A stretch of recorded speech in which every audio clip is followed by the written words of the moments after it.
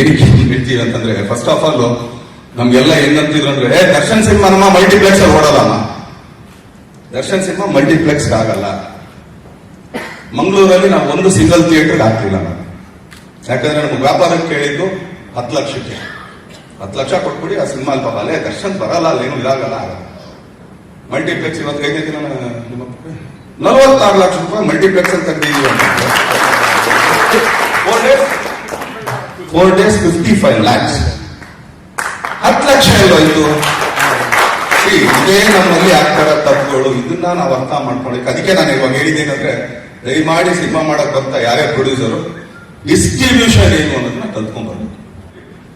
ಏನಕ್ಕೆ ಹೇಳ್ತೀವಿ ಅಂತಂದ್ರೆ, ಫಸ್ಟ್ ಆಫ್ ಆಲ್ ನಮ್ಗೆಲ್ಲ ಏನಂತಿದ್ರು ಅಂದ್ರೆ, ದರ್ಶನ್ ಸಿನಿಮಾ ನಮ್ಮ ಮಲ್ಟಿಪ್ಲೆಕ್ಸ್ ಅಲ್ಲಿ ಓಡೋದಮ್ಮ, ದರ್ಶನ್ ಸಿನಿಮಾ ಮಲ್ಟಿಪ್ಲೆಕ್ಸ್ ಆಗಲ್ಲ.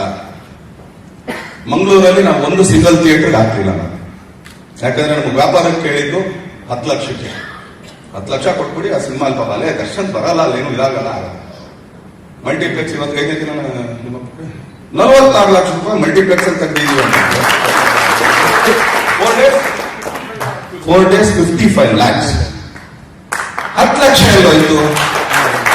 ಇದೇ ನಮ್ಮಲ್ಲಿ ಆಗ್ತಾರ ತಪ್ಪುಗಳು, ಇದನ್ನ ನಾವು ಅರ್ಥ ಮಾಡ್ಕೊಳ್ಳಿ. ಅದಕ್ಕೆ ನಾನು ಇವಾಗ ಹೇಳಿದ್ದೇನಂದ್ರೆ, ದಯಮಾಡಿ ಸಿನಿಮಾ ಮಾಡಕ್ ಬರ್ತಾ ಯಾರೇ ಪ್ರೊಡ್ಯೂಸರು ಡಿಸ್ಟ್ರಿಬ್ಯೂಷನ್ ಏನು ಅನ್ನೋದನ್ನ ಕಲ್ತ್ಕೊಂಡ್ಬರ್ಬೇಕು.